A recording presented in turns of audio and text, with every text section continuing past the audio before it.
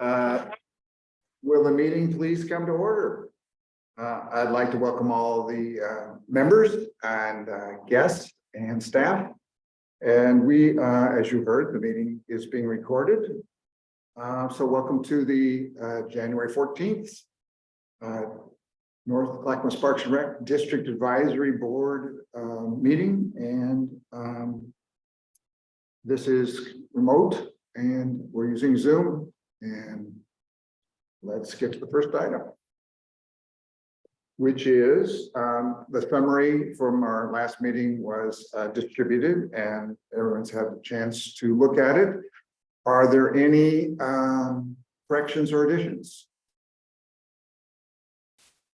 Seeing none, will be without objection. We'll accept them as submitted. So thank you. Next item. What month did I say? Oh, it's not even January yet. December. My bad. So the first item on our agenda is time setting for public comments. And who asked for that, and where are we going to go with that? I know that there was some discussion about when it happens in the meeting, but who would like to speak on that?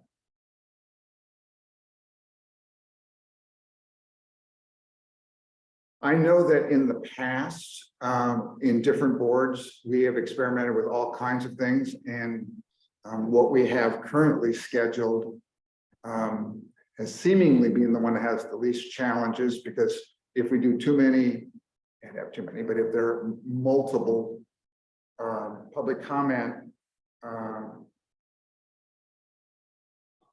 if it happens too early, not enough meeting has happened. If it happens too late, they won't have heard what we're going to discuss. So does anyone have anything they want to say about that? Otherwise, how we have it is what we arrived at from previous conversations. Okay, I don't know how we got that on there, but let's move on. And so the intent is, after we do our discussion items, is the time to offer the opportunity to hear from our beloved public. Next item is, oh yes. Hey, I'm just curious. I may be a little concerned if you don't even know why it was on the agenda. What happened at the agenda setting? Why is it on our agenda? I guess. Well, that's a great question. We've have discontinued doing the standard agenda setting model. And so that was put on there. There had been some discussion about that briefly in our previous meeting. And so that's why it's on there. I didn't put it on. Yes, Ryan. This question's for Mike. Do we need to make a motion to keep the public comment period in its current location? Is that something we need to do, or do we just, if we want to change it to the beginning, then we need to make a motion? Is that correct? Correct. Yes. Jessica, this was a request that was filled out, but I can't recall by who.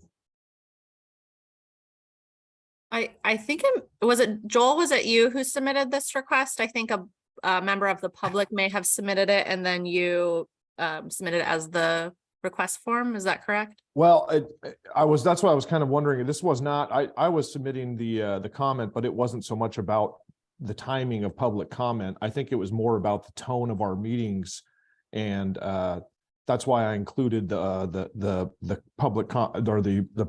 I can't remember the lady's name that submitted it, but she articulated how I was feeling after the last meeting pretty well.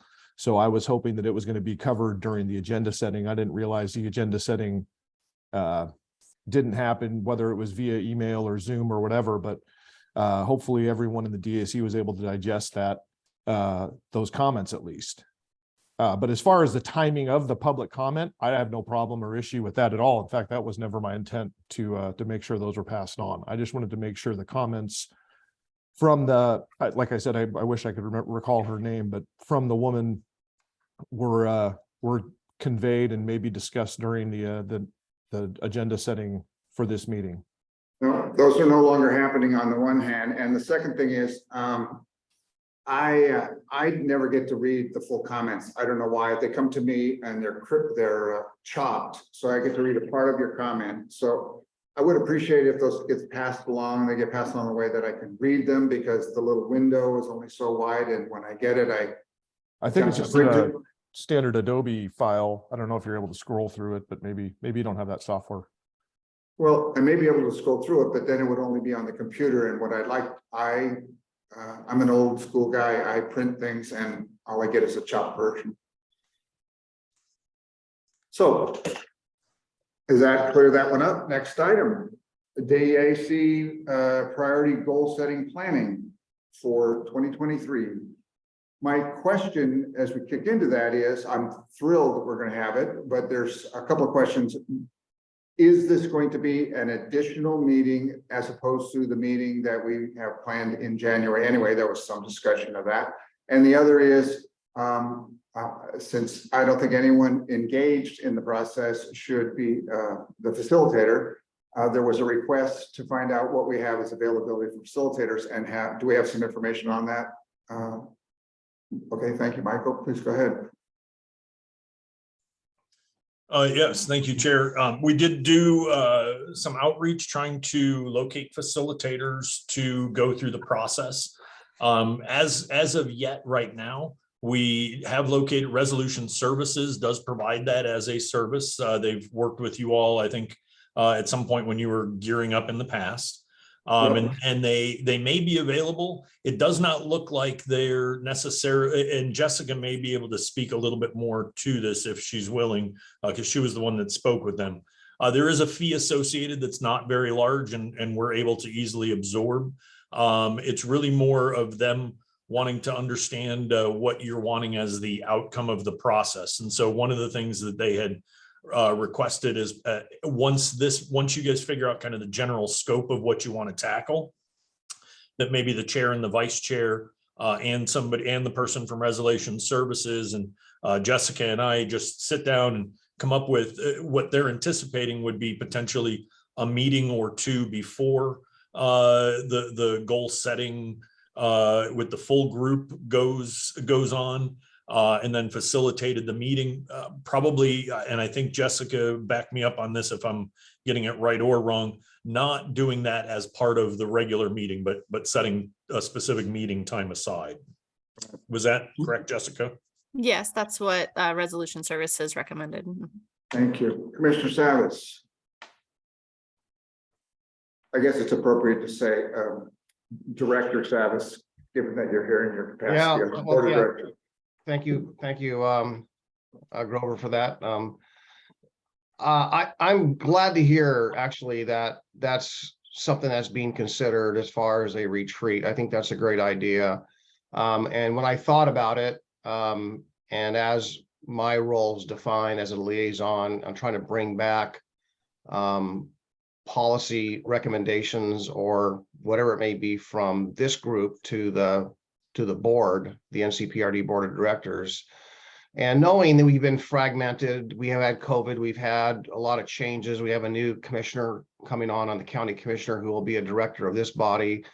I was just wondering if there is an opportunity for anyone, whether it's a board of director, a director like myself or others who are interested to participate in a retreat or this retreat or a combination of. I just think it'd be valuable because what my observation in the last 12 years is that the board of directors has been pretty frankly disconnected from the business and the discussions that happen at the DAC, and not a lot gets back to them because there's not a lot for me to convey. I have been watching the meetings here for about a year, so I'm just, I know everyone's trying to get up to speed. We have a new DAC, most of you are all new, not all, but most. So it just seems that the role of trying to, your role to bring back policy recommendations to the board and for me to help deliver that or facilitate that is important. I'm certainly looking for the opportunity, but we need to do that or more of that. And I just want to lay that out there as a discussion item for you all. I don't want to interfere. I don't want to ruin your I don't want to interfere with your board, your goal setting or whatnot, but it might be a valuable opportunity. I think it's more important that I bring it to you as something to consider than to sit here silent. So I'll leave you with that, and I'll wait for your recommendation. Thank you, Commissioner Savas. Yes, Ryan. Director Savas, I got to figure this out. Director Savas, thank you for that. So I'm processing that right now. My initial thought was no, just because this is the DAC. I think the reason that there's not a lot coming back is the whole prioritization process that we should go through is really to set a foundation and framework of what we're focusing on each year. I'm a little afraid of, and I'm just going to put these out there for possible discussion. I'm a little afraid of having it go in January. It doesn't sound like we're quite ready yet to have a whole session done in January because we don't have a framework done. But I'm also a little afraid of it going into a new election of the DAC because we need to really structure this so that the priorities are set so the new DAC members that come on have time to understand and build off of what has been done before. If we did the prioritization right after all the new DAC members came in, they'd all have their thing that they want to talk about, and it would be a little chaotic. So I don't know, Paul. I'm thinking about it. I'm sorry, I'm kind of processing out loud, but I am a little worried about us getting into, I could see this as project manager, planner, having a sensible process done February, March, which would be okay for the prioritization retreat, but knowing that that should only be for the rest of the year up until January. Because I think we need to have it in January every year. Does that make sense to everybody? Kind of like my spout of processing there-ish. You can say no, it's okay. It doesn't make any sense. Anyway, that's all. Well, thanks. And yes, January is a new calendar year, and yet we're on a fiscal year cycle. So it would be, if there are changes, there are people whose terms will be up coming up for the next cycle. Starting July 1 will be likely we'll have new faces or not. But the point is, it's important that we as a group get to work on what our goals are and what our priorities are against the backdrop of the job we have, what our purpose is, etc. So I'm very interested in us doing that. And my only comment was when you said every January, because I actually think we should do it as soon as possible, but then consider having it be possibly in the fall or something before, because the new people are on, they've been with us a couple of meetings. I don't have it all figured out, but January is not necessarily 100%. Yes, Director Bork. Thank you, Chair. Just one of the things I wanted to throw out there, if everybody has agreed that if we wanted to move forward with resolution services being available, the thought that we had was that maybe there's a smaller subcommittee that helps, as Ryan was talking about, of kind of the framework of what the retreat was, and maybe that framework planning of that smaller group can take place in January with an eye towards a February actual setting a date that we can send out, a variety of dates that probably are going to be more driven by the availability of resolution services to see what will work best with the group. And then that gives whatever that smaller subcommittee, whether it is, just the chair and vice chair, or if there's others that would be interested in helping kind of figure out the framework of, how long does is it a 3 hour? Is it a full day? Is it, what do we want to get accomplished? I think a lot of that can be figured out by that smaller subcommittee. So just something to consider, staff, when we were looking at these options, that was one of the suggestions we had come up with. So I just respectfully submit that. Thank you.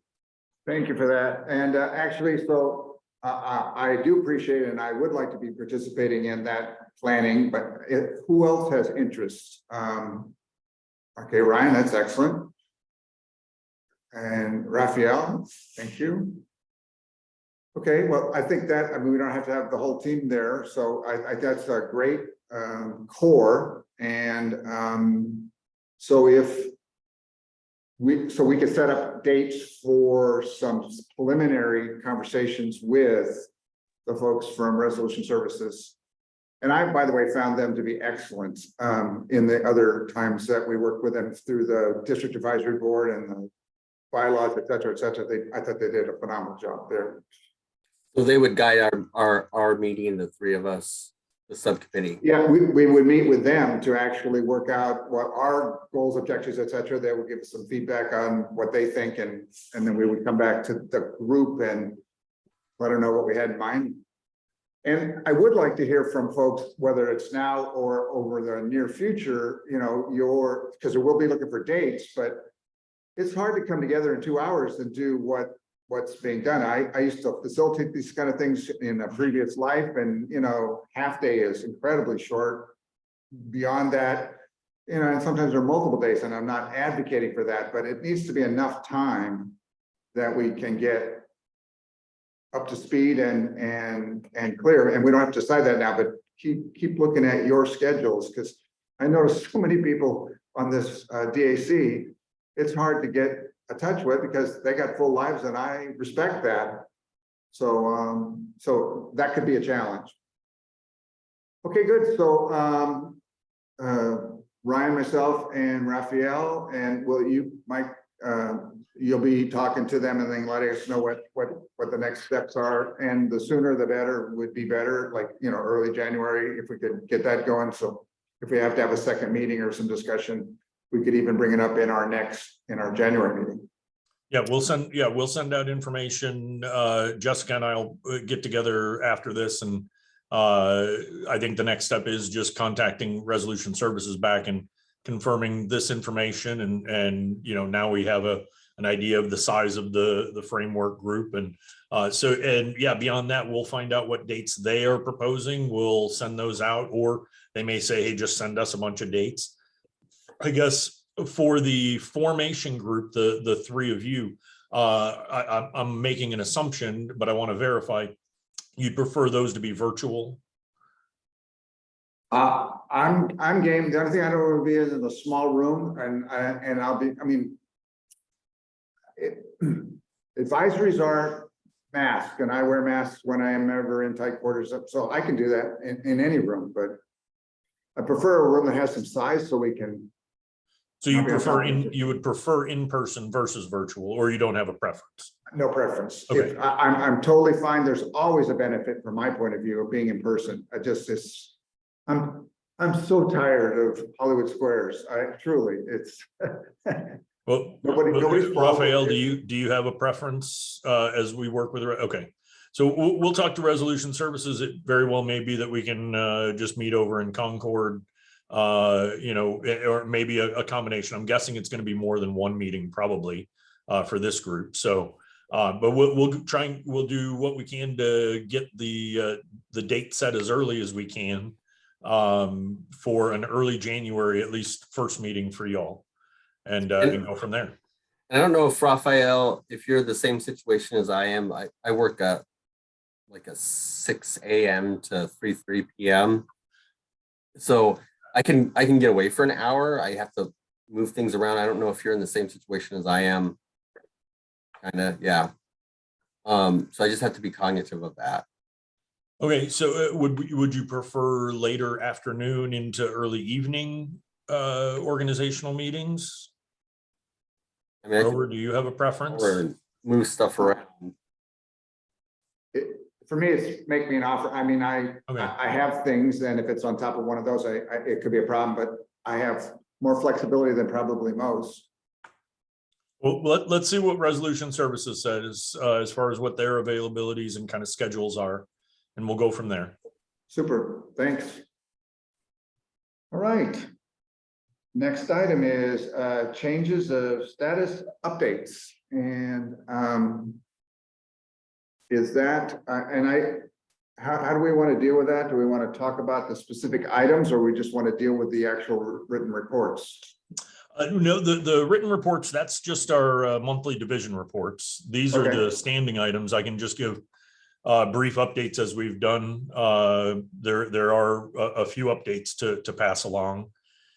So just FYI, Milwaukee Bay Park the Milwaukee Bay Park project is still on hold. We are coming up on our deadline of needing to make a decision whether we ramp the project back up. We'd put it on a 90-day hold.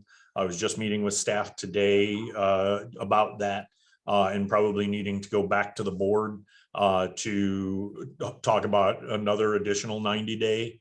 We don't anticipate the resolution with the city of Milwaukee to be happening, anytime real soon. The city is still considering a ballot measure in potentially May now. We still have the summary judgment hearing on the method of withdrawal that we've talked about. That's been rescheduled and assigned a different judge. So that's not going to be until after the first of the year. So there's not a whole lot to say other than we are still continuing to keep it as active as a project can be on the shelf, just in case things get resolved and we need to take it back down off of said shelf. With Concord, we've reached a kind of a close to a 50% design. There's a few elements that were not necessarily in the 50% that we were hoping to see, but what that means is we are starting to look at the land, the playground, the site improvements. There are a few other hurdles that we have to get over before we can finalize that site plan. And we're not quite sure how some of those are going to go. But we are actively working with OPSIS and the design team. We don't have dates yet, but in early 2023, we're going to be doing public engagement with the community again, with the task force again, to kind of reaffirm some of the information about, park improvement priorities, playground design elements to get further clarity prior to going to construction. We just want to, everything's been conceptual shown up to this point. So there is movement on that. On the other Concord side, our conditional use permit hearing was held in early December, and it was approved with conditions at the hearing. Some of the conditions we had to go and do some negotiation and talking to planning and zoning to either find accommodations for. Some of them were easy. Just for example, like one of the conditions is the bike rack that's currently up on off Spalding Avenue does not meet current code standards for public bike racks. That's an easy one. Obviously, we can just switch that out. Some of the others, though, were like the desire to redo the threshold entryway to make it more easily accessible to the public. And the original plan was they wanted us to tear the whole thing up and lay out a new one prior just to even occupancy of the Concord building. So we've gone, several times back and forth, not in any acrimonious way, very cooperative with planning and zoning. Long story short, we're in our second week of the open case being open. We submitted information last week that kind of showed the revised plan and conditions and how they're being met. Tomorrow, the case stays open until tomorrow. This week has been for rebuttals. There have been no rebuttals needed on either side that I'm aware of. We have an option to extend for an additional week, and I think I'm going to, as long as everything goes, I'm going to be waiving that tomorrow. So we're hoping that we have a decision from the hearing officer. We just don't know with the holidays whether that's going to be before Christmas, after the new year, when that's going to happen. But I believe we've come to resolution on that part of the conditional use of the office occupancy. We are starting to meet about the Concord infrastructure improvements, but again, people have been on vacations and we just got it cleared through contracts. So we haven't done any measurable work on the infrastructure project yet, other than the original scope, as we've talked about. There's no update on SDC methodology. It's still on the shelf awaiting resolution from Milwaukee Bay Park. NCPRD funding, just we didn't have anything specific to talk about as far as budget reports, so what I was going to talk about here is at next month's meeting in January is the time where we're going to be bringing to you the budget requests that have been brought in through the public process, that budget form. We have gotten a few submissions, which I find encouraging. So we'll be giving you the kind of report on that. The budget calendar is probably going to be revised again, and I haven't seen a new version. So we'll have to see how the rest of the budget falls through. We're not going to have much information in January other than probably the capital improvement projects that we're looking at putting into the budget and want to get opinions on, and probably our capital repair and replace. But we won't have revenue numbers or a lot of expenditure revenue balancing done by our January meeting. We're just barely putting the initial budgets together at this point right now. So not much on that, but we are in the budget planning process. I've been meeting with staff all day today, actually going through initial budget requests and thoughts of program changes for next year. And we'll bring you what we can with what's available for next month.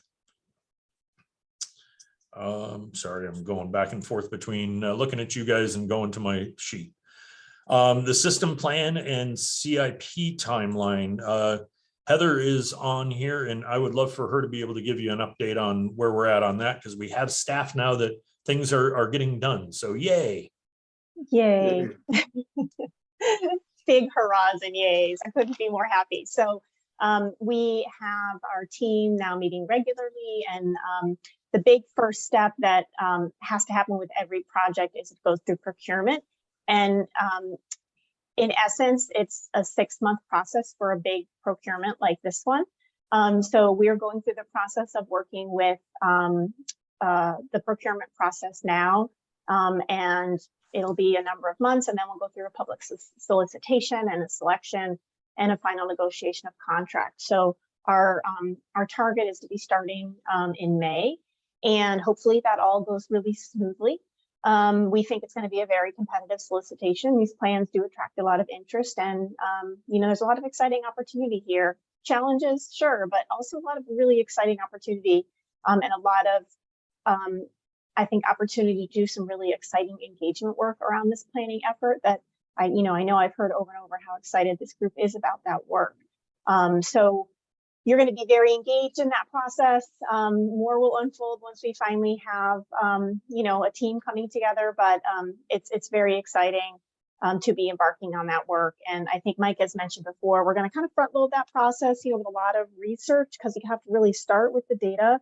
But we're also going to be trying to upfront with some really good listening and outreach to the community, so we can understand needs and do hopefully some statistically significant sort of needs assessment work. So one step at a time, but the movement forward is definitely happening. So I'm happy to report that. Thank you, Heather. You're welcome. Ryan, you had a comment or a question? Yeah, just a quick question, Heather. It might be a little leading. So during this 6 months of procurement, are you all planning on doing a lot of the pre-planning work, putting together the framework of the process? Is that what you're thinking about doing? We're not quite there yet in terms of really saying what that path is, but ideally, yes. And maybe for the benefit of the group, what Ryan's sort of alluding to is we can be getting together a lot of the information. We can be thinking about the groups we want to talk to. There's a lot of pre-work that you can be doing before you even sign a contract. So this is, we really have a person who's leading this now and not doing, 20 other things. So it's terrific. And I hope we can do as much of that front work as possible, because we'd really like to hit the ground running. As you guys all know, it's way more fun to have events over the summer. It's just easier. It's nicer to be outside in our parks. So that's the hope. We're pushing hard for it. Yeah, you're welcome. Thank you. Thank you, Ryan. Thank you, Heather. And yes, Ben. Oh, thanks, Grover. Yeah, Michael, I had a couple questions. I went to the Board of Directors meeting that was last week, and there's a couple things that was discussed that I either didn't understand or maybe missed in past meetings or wasn't presented to this group. One of them was like the leasing of the Concord, at the Concord property about the library, which kind of caught my attention. And then the other one was the kind of the governance change, looking at a governance change, which is to me, seems like a pretty big bang deal. And not having heard about that at the DAC and then going to the board, which is supposed to be advised by us, I was a little bit like, whoa, what the heck is that? And curious why some of that bigger picture things aren't discussed with this group. I feel like this group needs to know that stuff in order to kind of really fully get a grasp of what our role is.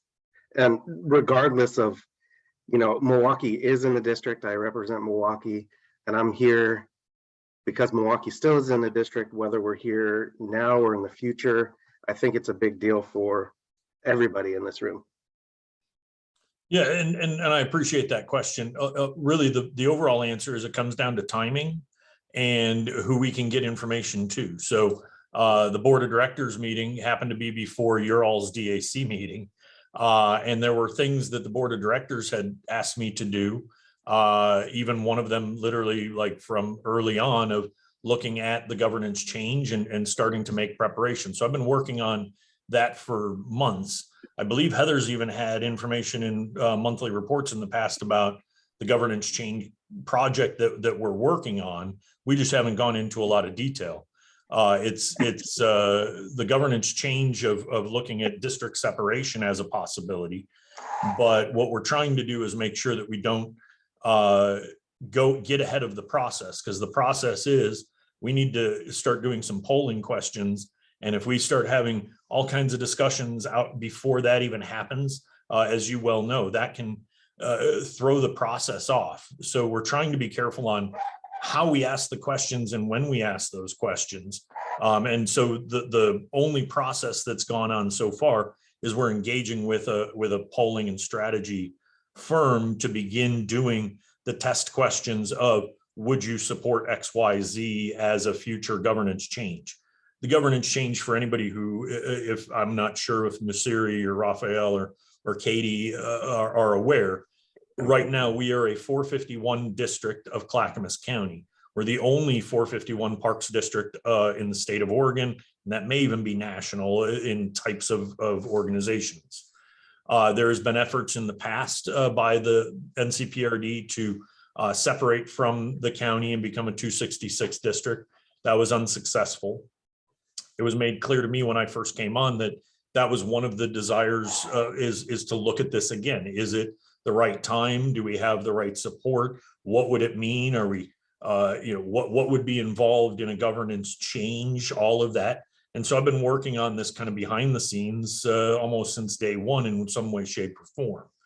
Where we're at now is, again, we need to figure out what the direction of the district is.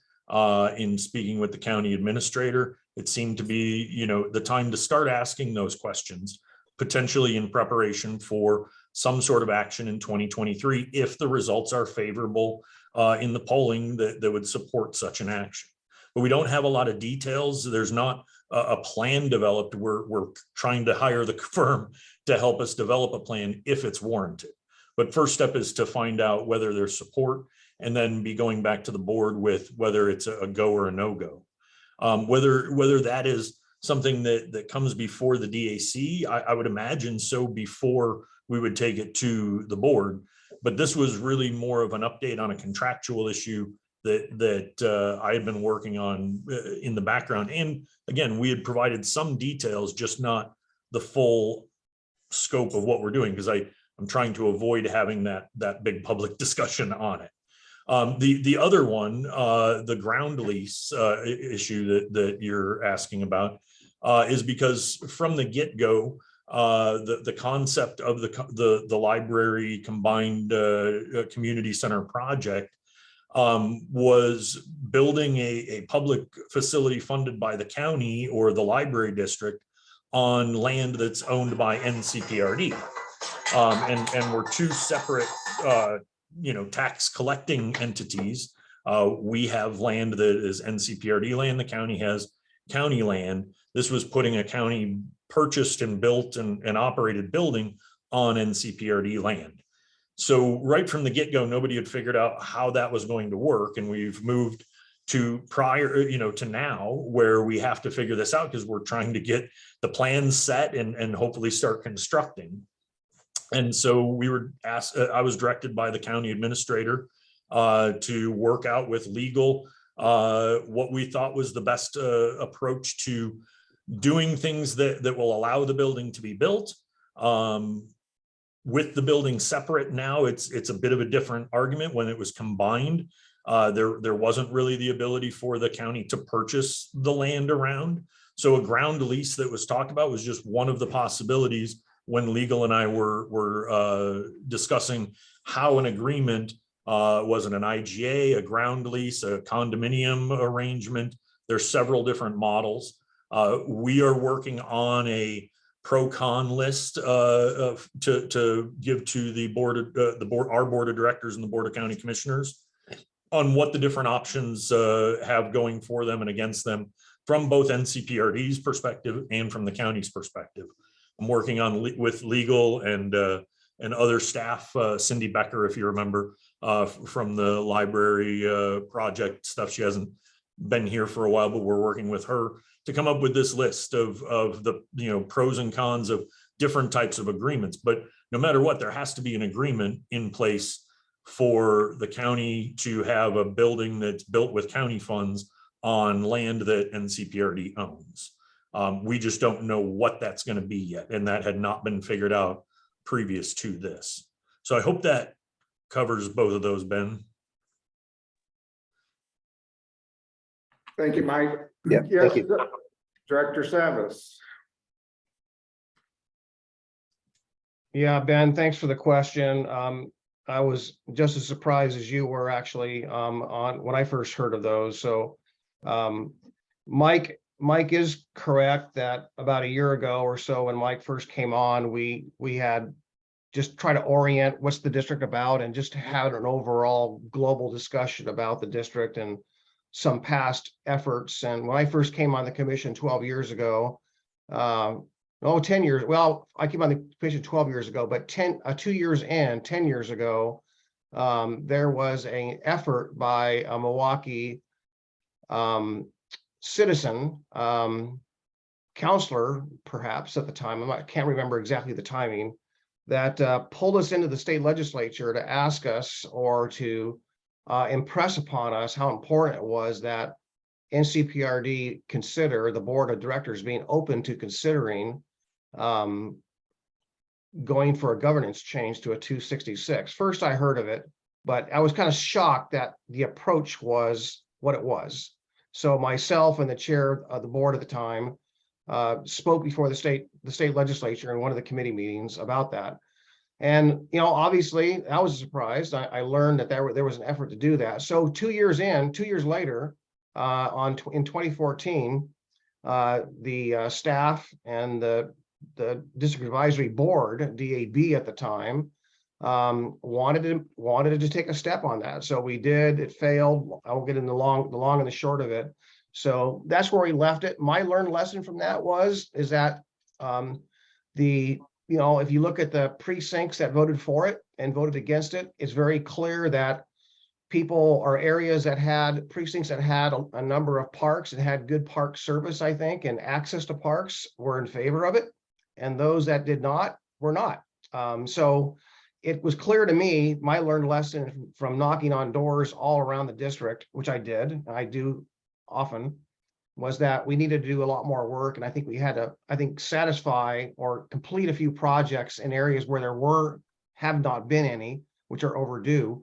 And I thought that might be the impetus to going out the next time, maybe a learned lesson and go out the next time. So there has been no recent discussion about the governance. I want to make that perfectly clear. And when we start, and if we start, and what the politics are at the time, I think is something that I would certainly want to see and hear from you all first before it gets to the board. But I was not aware that that was something that was forthcoming in the near future or being considered for the near future. To me, I don't think the timing's right. That's my personal opinion. But there again, your role, one of your roles is to advise us, not for me to advise you. Secondly, on the other one, same goes for the lease or purchase. I was surprised by that. And if you took my words, I said I was kind of taken aback when I first heard of it. So I would say that there's some history there that goes back on the library side that might be informative. And I'm sure you're not all aware of that, frankly, unless you've been really close to the library thing, but there was discussion about a purchase. And there was some numbers thrown around. However, I assume that would also come from you all, as opposed to us advising you. You would be advising us. So like to see that happen more often, and like to get your input on that. I have some thoughts on that. So when there is a discussion on that, either of the two, I'm happy to give you some of my insights, if you will, not advice, but insights.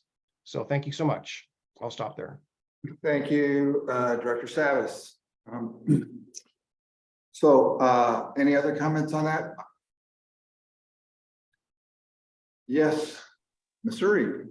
So in terms of the leasing, are there other deals taking place? I guess a few ignorant questions, and also private sector view. Like if the deal in my mind kind of seems a little backwards in terms of NCPRD could potentially be losing out on a revenue opportunity, on a financial opportunity, on the ability to actually own that, have more in its possession for a more successful entity, if you think of it in terms of a business. So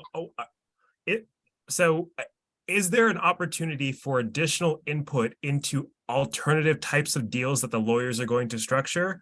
Or are we just going to hear what the deal is after the fact?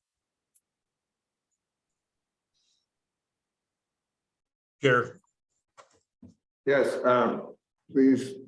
Yes, Mr. The plan is that the lawyers and I and others are going to get together and try and come up with this pro-con list and come up with different options as we see it, and then present those to, I believe, both the library task force and the DAC, who can then advise the board on which option they can present. It's not a very simple issue, and Sarah, you do have valid points. I mean, my goal as the district director is to protect the district in both its investments, its interests, its assets, its capital infrastructure, its finances, and I take that very seriously. And again, this is a fairly not normal situation that we're trying to do. It's not, nobody can point to case study where this type of thing has gone on, where a long-term big multi-million-dollar investment paid for by a different agency is being put onto land that's owned by, again, still within Clackamas County, but different land ownership. And so that's what we're trying to figure out. But the intent is to have you all and others involved before it goes back to the board. We have to get this figured out before we can construct. So we've got, some time crunch to this as well. So the intent is, yes, I don't know that it's going to be as comprehensive right at the beginning as we start putting this together, but we're going to be trying to get as detailed as we can on what these different options are. Thank you. So are you done? Are you done, Mike? Yeah, I had your hand up, that's all.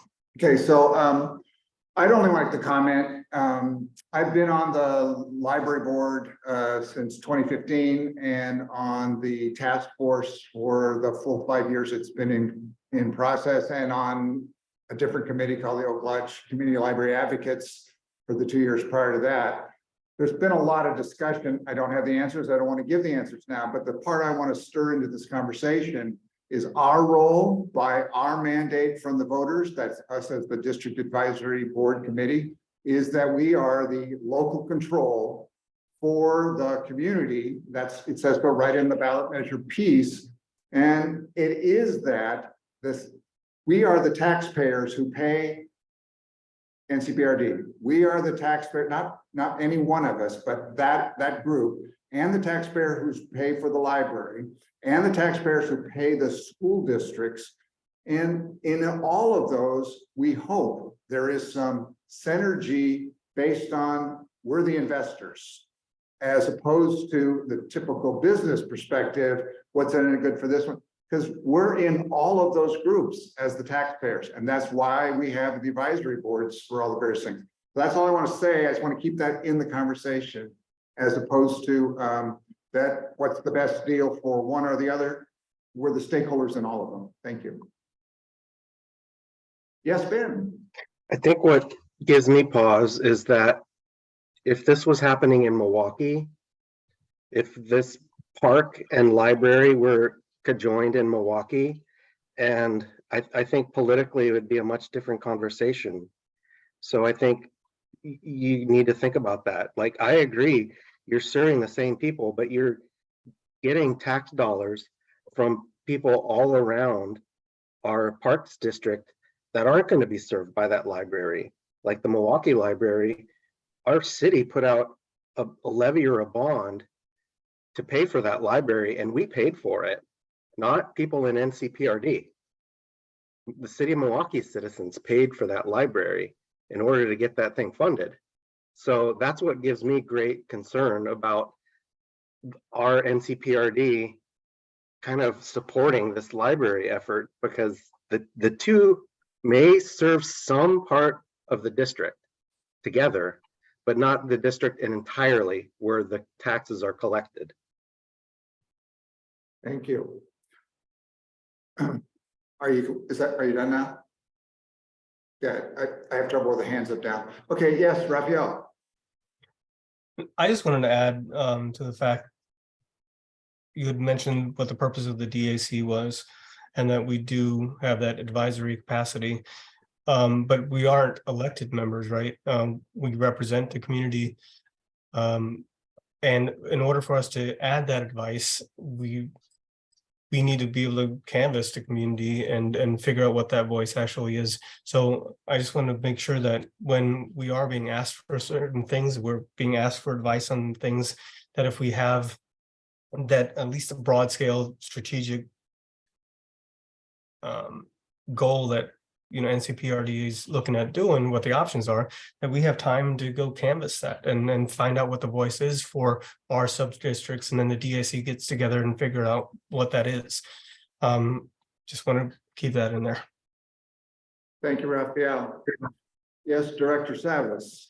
Yeah, and to just to Ben's point, the joint task force and the joint effort between the Concord property, the park, and the library was based on a fair and equitable cost sharing on everything. So the land initially was anticipated to be purchased.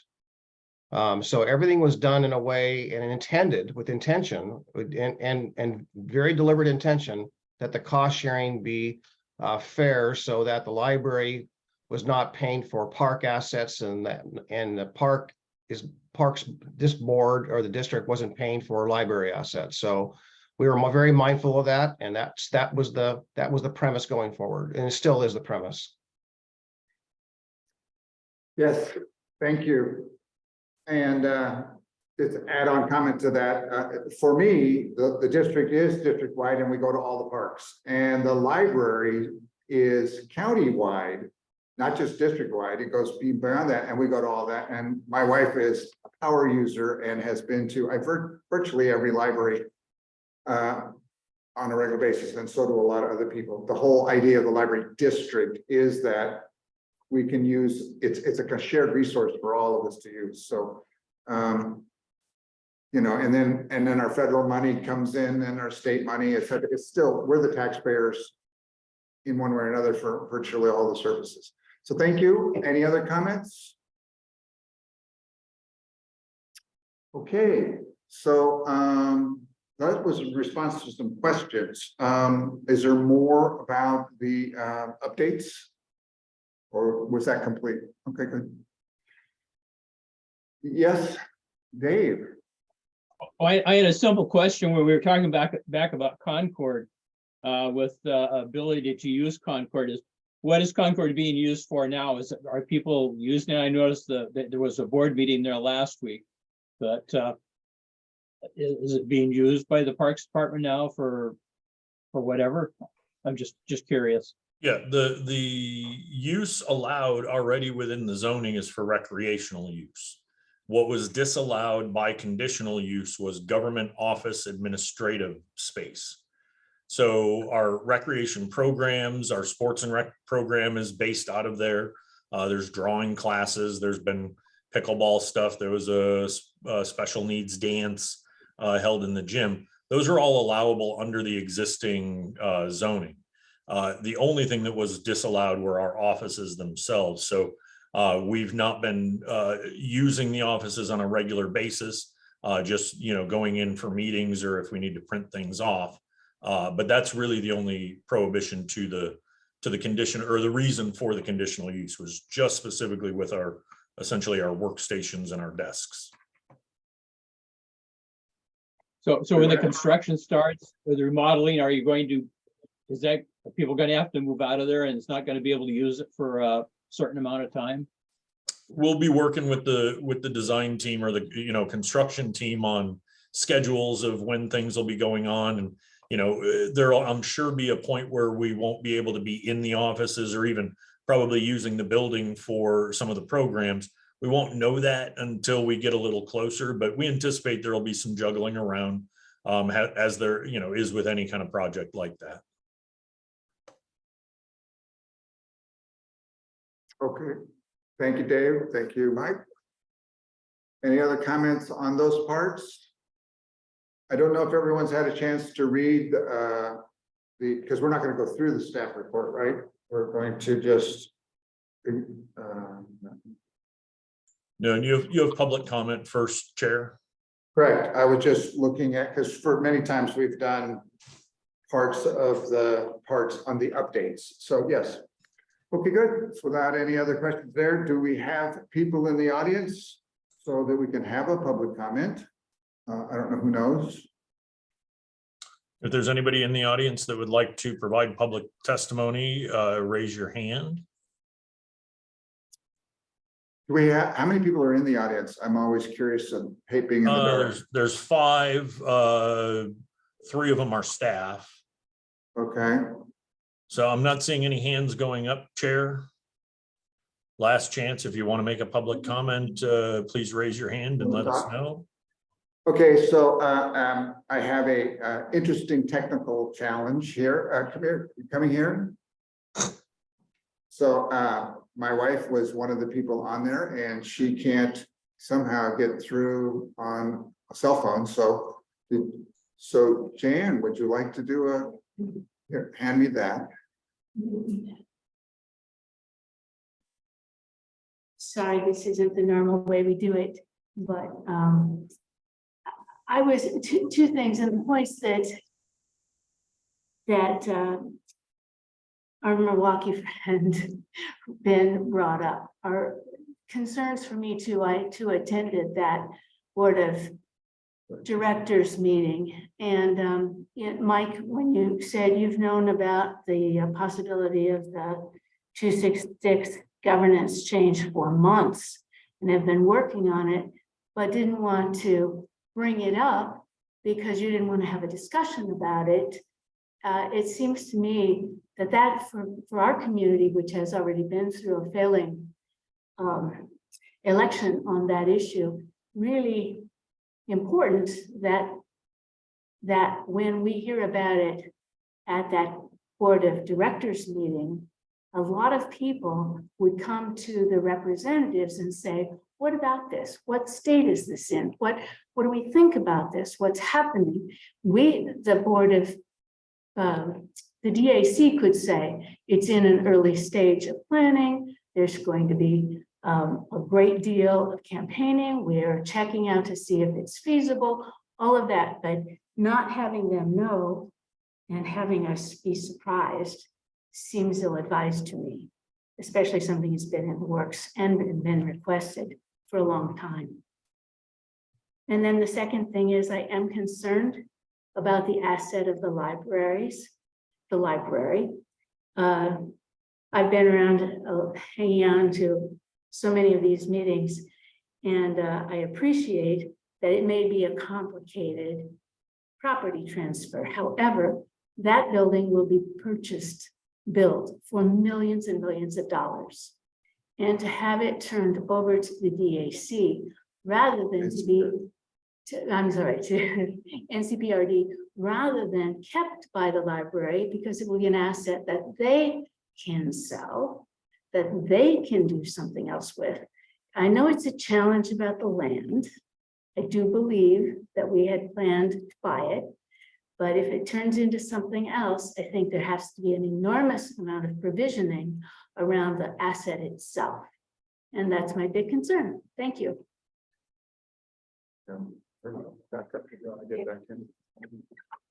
Okay. Thank you for that, Jack Carruthers. So I assume that's the end of public comment. Time to move to the next item, which should be DAC member reports.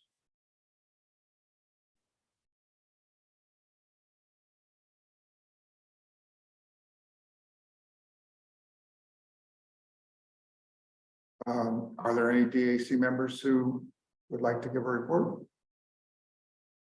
Yes, Dave. I'm not really wanting to give a report. I'm wanting to, we've been talking around this Milwaukee issue and it seems like we've maybe been cut short on some of that too, not being fully informed of what's going on. I just look at the article that was in the recent paper, the Clackamas Review, by the Milwaukee, I guess, to-be mayor of Milwaukee. And what it says there's been negotiations ongoing for quite a while, which I haven't heard anything about. And I guess the rationale for going away says, let's see.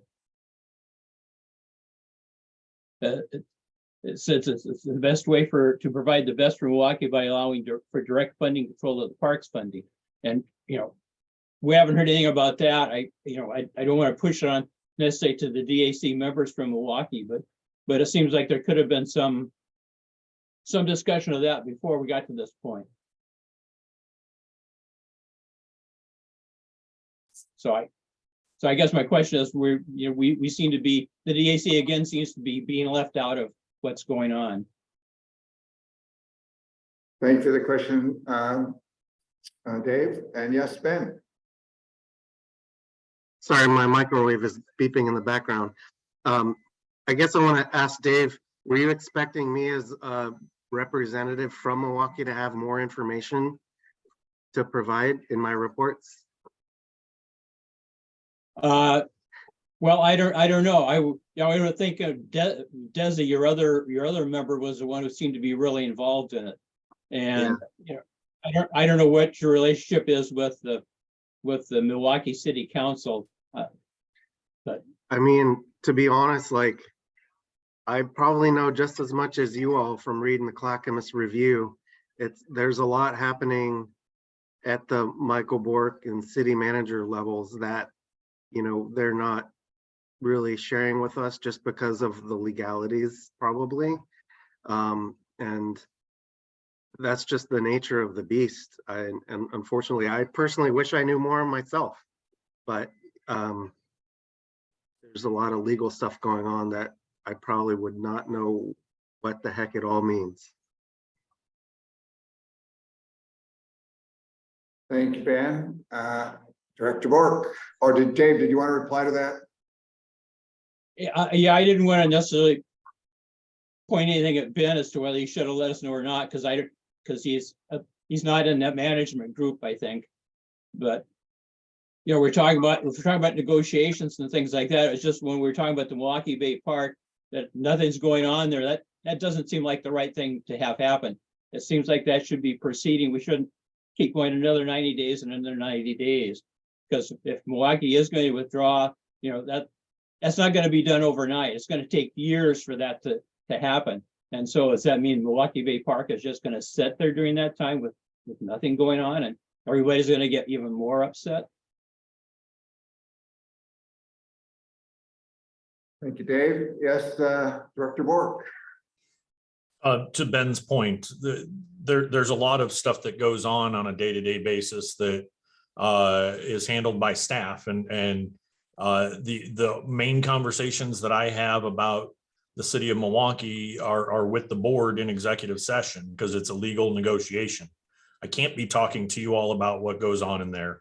I can't be giving you details of what's being talked about, nor can I control what the city council members or mayor elects are writing.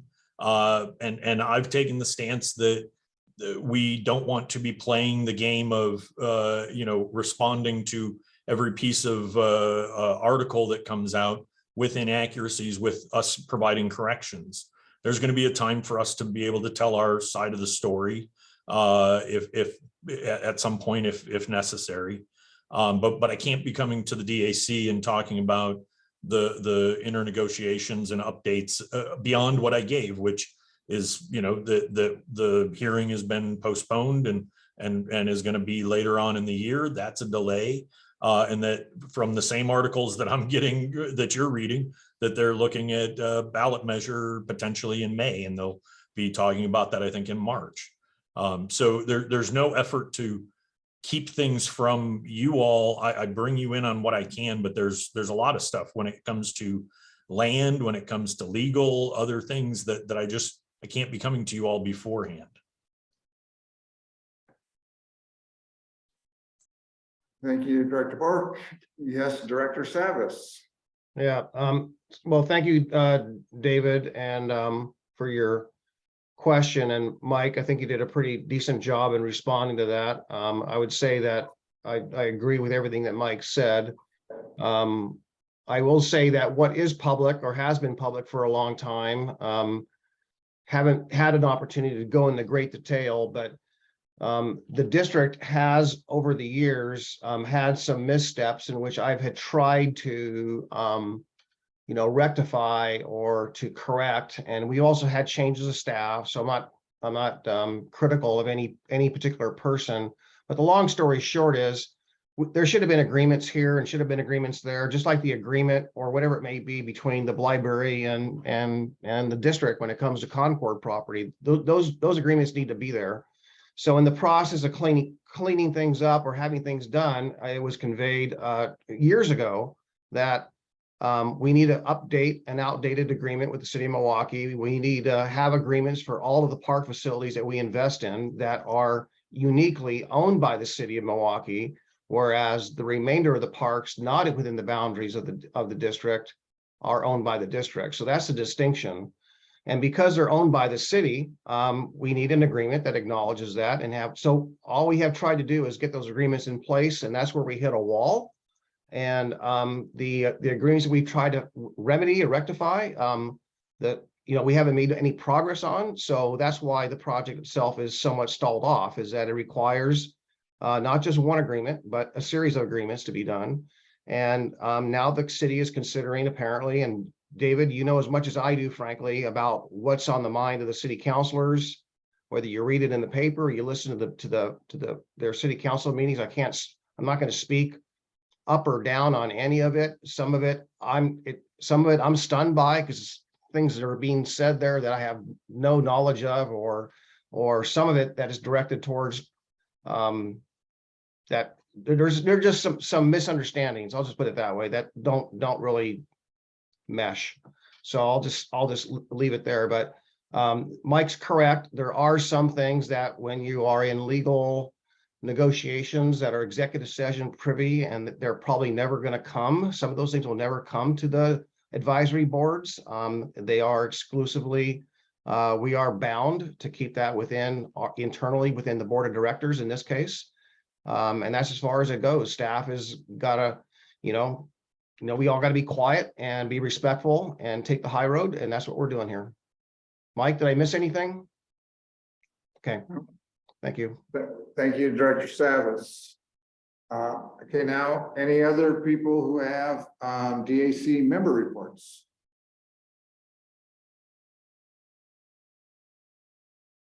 We did have, so oh, there you go. Go ahead, Raphael. I just want to report that Katie and I do have some outreach options available for the sub area 3. We've got both the Facebook and the Nextdoor groups, and we have been getting a few messages. So basically, as soon as we've got some questions to ask the area, we'll be able to add some input. Thank you for that. So that's the report from sub area 3. Yes, Joel. Hey, I just wanted to quickly report. I know these are in the reports as well, but our board at the Milwaukee Community Center is now fully staffed, I suppose, by volunteers, which is the first time, and I think I've ever seen it fully occupied. So that's really great news, and we've got some great continued diversity from all the sub areas on the board, and encourage everyone to please drop by for a meeting. We did cancel our December meeting, so I don't have a lot of new things to report, but I know the report that Michael provided and staff provided was very thorough on everything going on there. So anyway, good news for our board. Thank you, Joel.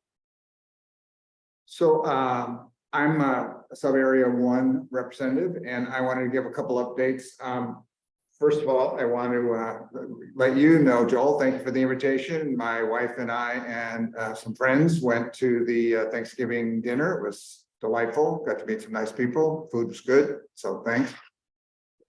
I also want to know that we had our Jennings Lodge CPO meeting, which I am quite active in, have been for years, and there was a fair amount of concern expressed about the lack of information about the Jennings Lodge project and the lack of being involved in that. So I just want that to be shared here. And that's all I really have. Thank you. Any other director reports? DAC member reports. Okay, good. Thanks. Next item is district monthly report. If you have specific questions, please let me know. I did just want to highlight a couple of things, a couple of big accomplishments in our finance division with having our unqualified audit results come back, which if you're not in the finance world sounds bad, but that it's unqualified. That means they found no errors or anything that needed correction. And we got the GFOA. I want to make sure I say it right because it's a long name. There it go. The Government Finance Officers Association Distinguished Budget Presentation Award for 2022-23, and that's a significant accomplishment. Within marketing communications, I just wanted to direct everybody's attention to the Pocket Talk campaign. If you have not read about that, it's also our Everyone Belongs campaign. So we have translation devices that now will translate both text and so written word and verbal in 82 different languages available at our facilities at Milwaukee Community Center, at the aquatic park, and we're going to have a couple out in the field when we're doing outreach. It's not solving problems, but it's removing barriers. So we recognize that one of the barriers of people participating in our programs are that there are people that don't speak English as their native tongue. And it may be a barrier to come in and register their kids for swim lessons or sign up to reserve an area for a party. So this is just removing one of the barriers, and we purchased these Pocket Talk devices a while back. We've been doing product testing kind of internally so that staff all knows how to use them. I know that there is a press release out. I just don't know if it's been released yet. And there's some newspaper coverage that's going to be, or news coverage that's going to be happening about this campaign as well. But we're really excited. People can come and really just kind of point to the language or get the device and choose their own language. And you speak into it and it's near instantaneous contextual translations, like I said, in 82 different languages. So we're very excited about that. I could go on and on with all the great things that the district is doing, but in the interest of time, if anybody has any questions about things in the report, I'll do my best to answer them. Thank you, Michael. Any other questions? Great. So next item is the future dates. January agenda submission is due no later than Wednesday, December 21st. Happy winter solstice, return of the light. And then the finalization of agendas are due on December 27th at 5 p.m. And our next DAC meeting scheduled is January 11th in 2023. And our planning agenda topics are annual goal setting, which we've already talked about, and integrated pest management plan. So, yes, Ben. Just a quick question about agenda submissions. If you all aren't having your meetings, who's deciding? How does it decide what goes on the agenda? If just in general, if someone submits something, who decides? We're still having agenda setting. It's just being done via email. So instead of having an agenda setting meeting set aside, we're taking agenda submissions. We're going to put those into either the agenda itself or attached to a draft agenda. Still send it to the chair and vice chair. Have them respond, hey, keep this, don't have this, or need more information on that to get to that agenda. That's the way that the boards and commissions from around the county is my understanding of how they are doing it. So we're still tweaking the process, but that's the general idea. Is there's still agenda setting, just not a set aside agenda setting meeting.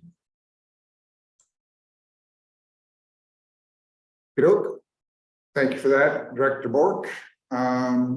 So we've reached the end of our agenda. I would like to, in the process of saying, signing off for tonight, I just want to wish you all a happy holiday, whether it be winter solstice or any other number of holidays that happen between now and when we meet next. And good time to be with friends, family, and looking forward to a bright new year. Yes, Ryan. Solstice, is it the solstice party at, I know it's Milwaukee, City Milwaukee event, but it's at the Milwaukee Bay Park on the, is it the 19th, I think? I know. So it's cool. So hopefully we'll see you all there. There's one in Oregon City as well on the 22nd. So, and some people do it on the 21st, some do it on the 22nd, some do it on the 19th, but it's all close enough. So thank you for bringing that up, Ryan. So, thank you all. I really do want to speak to the fact that so many of you are volunteers. You do other things in your life, and thank you for contributing your time and energy and effort to our community here in Clackamas. Thank you all, and we are adjourned.